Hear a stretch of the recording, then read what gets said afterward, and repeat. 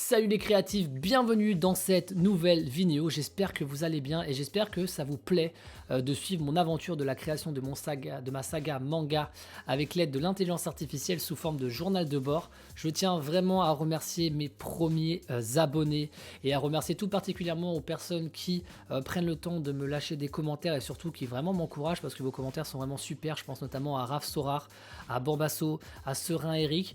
Aussi qui m'a posté des commentaires, à Animé Leveling et à Yajougé également. Après j'en oublie peut-être d'autres, mais en tout cas vraiment merci à vous tous pour votre soutien, pour vos abonnements et pour vos likes et pour vos commentaires. Merci beaucoup.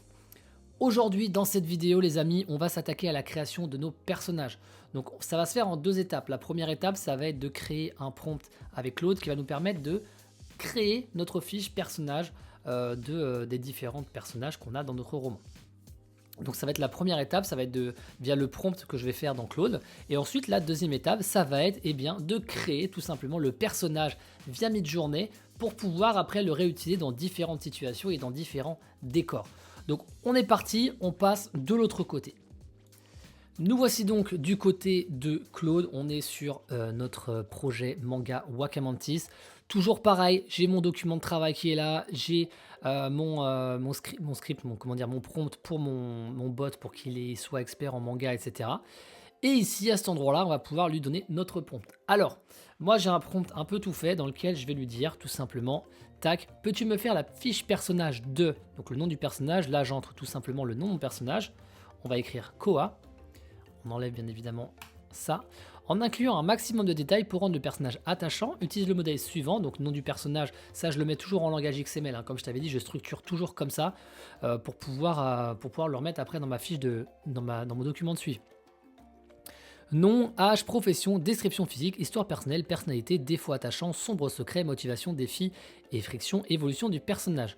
Ça, peu importe si c'est pour le dessiner ou si c'est pour le mettre dans un roman ou dans un film ou dans un dessin animé ou dans ce que tu veux, c'est important que ton personnage ait suffisamment de relief, pas forcément physique, mais du relief sur son histoire, sur sa personnalité, sur ses défauts.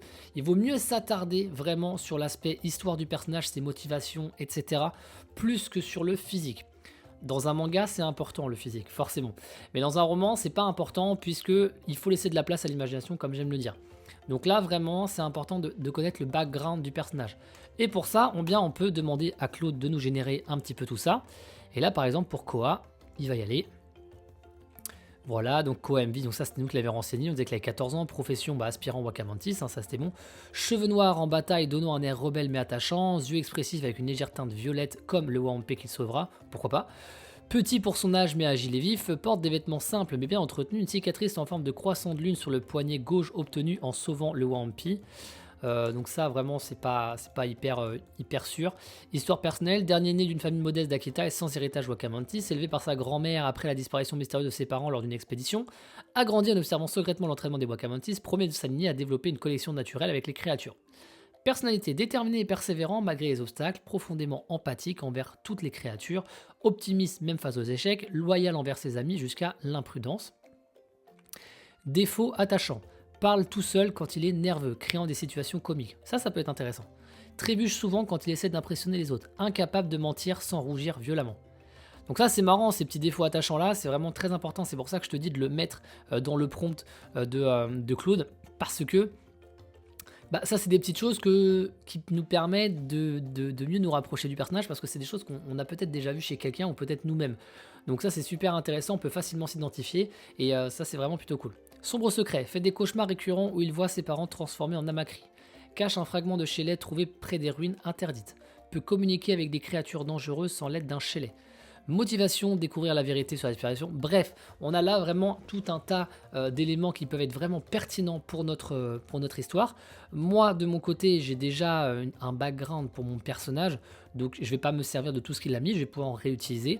Mais toi, voilà, dans ton cas de figure, si tu n'avais pas trop étoffé tes personnages ou ton personnage ou n'importe quoi, tu peux te servir de ce genre de prompt pour pouvoir avoir un personnage qui va être vraiment beaucoup plus structuré et beaucoup plus intéressant à suivre. Que ce soit pour du roman encore une fois ou pour du manga en l'occurrence. Donc maintenant qu'on a notre description physique, on va pouvoir commencer à le dessiner dans Midjourney. Et donc pour ça, on va se rendre sur Midjourney bien évidemment. Alors, on se retrouve sur Midjourney, on a la possibilité donc de le faire soit sur Discord, soit sur le site web. La plupart du temps, moi, il faut savoir que je le fais sur le site web. J'aime bien avoir plutôt l'interface web que l'interface Discord. Mais là, j'avais besoin de nettoyer un petit peu tout ce que j'avais moi sur le site web. Donc pour plus de clarté, j'ai préféré faire ça sur le serveur et directement avoir ça sur un salon. Donc, on est parti. L'idée, ça va être de créer un prompt pour notre personnage qui est Koa. Donc, pour ça, on va tout simplement lui faire un slash imagine. Et là, je vais lui rentrer mon prompt. Donc, on va le décrire un petit peu ensemble. Alors, front view of a young boy de 14 ans, messy hair, black hair, donc je me répète, mais tout simplement pour dire qu'il a des cheveux un petit peu en bataille. Il porte un t-shirt plein, tout simplement, avec une veste légère, noire, tout simplement. Il a un pantalon léger et il est pieds nus. Voilà, j'avais envie que mon personnage soit pieds nus pour vraiment renforcer ce côté un petit peu connexion avec la nature, etc. Ce qu'il faut savoir aussi, c'est que quand tu vas créer un personnage, notamment sur Midjourney, même si on a la possibilité de faire des personnages récurrents, tu pourras pas avoir un personnage récurrent, notamment s'il est hyper complexe. Donc l'idée, ça va être de vraiment créer un personnage qui va être très simple, entre guillemets, mais qui reste charismatique quand même. Donc tu peux lui donner quelques petits attributs qui vont rester, mais il ne faut pas aller dans quelque chose de trop complexe parce que sinon Midjourney n'arrivera pas à le refaire. Moi, il y a peut-être certains éléments que je vais devoir les retaper avec Photoshop, mais l'idée c'est d'en faire le moins possible quand même. Donc c'est pour ça que moi je tenais à le mettre pieds nus, parce que si tu le mets avec des chaussures, bah, elles seront peut-être pas tout le temps pareilles. Là, moi ce que je veux également, c'est qu'il porte un bracelet avec une gemme sur le poignet gauche. Et ce qui est important aussi, c'est que j'ai demandé à ce que le style soit très simple, en noir et blanc, donc comme pour les mangas la plupart du temps, avec des lignes vraiment des lignes clean, minimal shading, donc pas beaucoup de relief, etc. Et j'ai demandé qu'on soit sur un style un peu à la Pokémon et One Piece. Voilà. Quand on crée un personnage, c'est intéressant d'avoir un ratio de 1-2 pour qu'il puisse me le faire facilement en pleine page. Donc ça c'est plutôt cool. Et sachant que je vais donner des informations sur le pied, sur la tête, donc il y a de grandes chances qu'il me fasse un personnage plein pied, j'ai pas besoin de lui redire. On lui rajoute un no profile view parce que nous on veut vraiment, on veut vraiment de face. No side view, et après on a la possibilité d'ajouter le Niji. Moi, étant donné que j'ai mis style Pokémon et One Piece, je vais pas mettre Niji. Moi j'ai le sentiment que quand je mets du Niji, j'ai vraiment quelque chose de très travaillé. Donc là pour le coup je vais rester sur ça. Voilà. Et voilà, et on va mettre en stylize. On va plutôt rester sur du 500 maximum. Je ne sais pas sur combien il est de base. On va essayer avec 500. Donc on est parti, on entre le prompt et on va voir ce qu'il nous propose. Alors, donc voilà ce qu'il a pu nous proposer avec le prompt qu'on lui a donné. Donc franchement, quand on regarde comme ça, donc franchement c'est pas mal du tout. Après, le fait que je lui ai dit que on était sur du comment dire, un style un peu à la Pokémon et à la One Piece, bah, il m'a reproduit un peu quand même des similitudes avec One Piece, notamment on peut voir la cicatrice au-dessous de l'œil, ça fait très clairement penser à One Piece. Donc voilà, donc ça faut éviter. Mais sinon franchement, moi je trouve que c'est plutôt pas mal, notamment celui-là, là je trouve qu'il est vraiment pas mal. J'aime beaucoup. Donc admettons, celui-là nous intéresse. On va partir sur le U3. Je sélectionne sur U3. Voilà, on rezoome un petit peu. Et donc, bah, on va lui gommer la cicatrice parce que nous, franchement, on n'a pas besoin de cette cicatrice-là. Donc, on va aller sur Vary Région. Tac. Et on va pouvoir aller retirer tout simplement. On fait de Lean Painting. Et on va aller lui retirer cette cicatrice. Tac. Ce que je vais faire, c'est que je vais juste laisser cette partie-là. Voilà. Tac. Et je vais lui mettre un No Scarface. Voilà. J'entre. For best result, you need to select more of the image replace. Ah.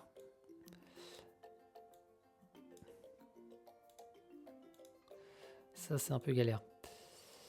Tac. Ah, et encore, putain, c'est vraiment, il faut vraiment plus grand. Hein. On va essayer. Je suis pas sûr que ça fait quelque chose de cool pour le coup. On va voir. Ce qu'on peut faire également, hein, c'est de le modifier avec Photoshop. Je pourrais très bien le faire. Maintenant, le problème, c'est que si je le modifie dans Photoshop et que je le réimporte, il va avoir du mal à me reproduire le personnage. Ce qui est bizarre, vu que c'était le sien à la base. Mais malheureusement, il n'arrive pas très bien à le reproduire. Si tu le sors du contexte de Discord et que tu le remets dedans, enfin de Midjourney, il a un peu de mal. Voilà, on va regarder un peu ce qu'il nous a fait. Donc c'est pas mal, là c'est pas mal pour le coup. Là moi je trouve que le premier il est plutôt pas mal, il est plutôt intéressant. Après bon l'expression du visage c'est pas hyper grave, puisque ça on pourra le modifier. Donc moi je trouve que là il est plutôt cool, le personnage, ça c'est très bien. Après on avait dit sur le poignet gauche qu'on mettait un bracelet avec une gemme. Donc là pareil on peut refaire de l'inpainting. Le problème c'est que j'ai peur que la région elle soit pas non plus très très grande. Et on va mettre ça, et je pense qu'il va me dire que la zone n'est pas assez grande. Voilà, c'est vraiment dommage qu'on ne puisse pas faire qu'on est obligé de faire aussi gros. Voilà. Là, on voit que c'est pas non plus, c'est pas hyper pertinent. Le bracelet, il est pas fifou. Donc dans ce cas, on peut très bien relancer. Bon après, je sais que j'obtiendrai pas vraiment grand chose hein, de ce prompt là, malheureusement. Donc tu vois, c'est des petites choses comme ça encore qui fait que ça a ses limites encore. Hein. Mais bon, c'est pas hyper grave en soi qu'il n'y ait pas de bracelet. Je pourrais très bien en ajouter un, moi, en post-prod à un moment précis. Donc c'est pas très très grave en soi. En tout cas, je trouve que le personnage est plutôt bien réussi comme il est. Donc on peut le conserver, on peut conserver ça comme ça. Et l'idée, voilà, c'est de faire ça à chaque fois, tout simplement. Et pour chaque personnage. Et si, dans le cas où voilà, on veut faire un autre personnage, admettons. Donc là, moi, pour le coup, on va dire qu'on garde le personnage. On va dire qu'on garde celui-ci, par exemple. Tac, on va dire le U4. Voilà. Et admettons, on veut refaire un autre personnage. Donc, par exemple, je sais pas, on va faire vraiment un exemple. Hein. Donc, je vais partir sur ça. Je vais récupérer mon prompt ici. Tac. On va aller sur image prompt. On va recopier celui-là. Là, ce qu'on va faire, c'est qu'on va copier tout simplement le lien de l'image. Voilà. On va mettre ici sref, tout simplement pour dire que notre image de référence, c'est celui-ci. Pardon. Ce qu'on veut, c'est de la référence, mais pas comment dire, de caractère. On veut vraiment de la référence stylistique. Donc là, moi, je vais donner un sref pour lui dire que c'est cette image-là, ok. Et admettons, on dit qu'on veut a young girl, par exemple. Attends, mais si, on va dire long hair, blonde hair, voilà. Donc là, on va juste mettre t-shirt, ok. On va juste dire qu'elle porte un t-shirt, ok. Where's the...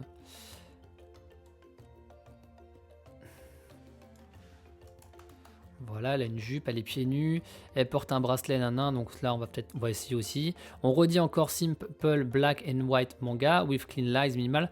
Il faut savoir que là je suis plus obligé techniquement de le dire puisque j'ai mis une image de référence. Donc d'une certaine manière je suis pas obligé de le replacer. Maintenant par mesure de sécurité je le mets, mais c'est vraiment pas obligatoire, on pourrait s'en passer je pense. Et ensuite l'idée ça va être de checker un petit peu... comment dire, parce que là en sref il va être à 100%, c'est à dire qu'il veut vraiment que cette image là soit infusée dans la prochaine, mais quand tu laisses en 100, des fois en fait ton nouveau personnage va vraiment ressembler à l'autre, tu vas avoir des éléments à lui, donc c'est pas hyper propre. Donc tu vois, je vais te montrer un exemple, on va le refaire, après on va le remodifier, tu vas voir, tu vas mieux comprendre ce que je veux te dire, c'est peut-être quelque chose qui t'est déjà familier, hein. Voilà, pour le coup ça va, il s'en est plutôt bien tiré, je trouve qu'il a plutôt bien fait les choses. Donc voilà, au moins on est sur une image qui a le même style, hein, notamment celle-ci, elle a vraiment le même style que la première. Celle-ci aussi. Donc voilà, le fait d'avoir utilisé le sref, c'est vraiment très intéressant parce que ça permet de conserver le style. Maintenant, il peut arriver que le style soit un peu trop poussé, le sref soit un peu trop poussé, ce qui fait... que tu vas retrouver des éléments vraiment trop de ton personnage dedans, et ce qui fait que tu n'as pas un nouveau personnage unique. Donc tu peux jouer justement sur la variable qui s'appelle SW pour dire style weight, pour dire à quel point tu veux conserver ce style de référence. Donc après, à toi de décider ce que tu veux. Je sais plus, je crois que je te dis que c'est sur 100, mais c'est peut-être même plus sur 100, je sais plus sur combien c'est, mais il me semble que c'est sur 100. Tu peux très bien lui dire, du coup, lui mettre 30 par exemple. Et auquel cas, lui va te refaire la même chose. Et plutôt que de mettre vraiment à 100% la référence, tu vas lui laisser un petit peu de marge de manœuvre pour te créer un personnage qui va avoir une certaine référence de style, mais qui ne sera pas complètement pareil en termes d'éléments que comporte le personnage.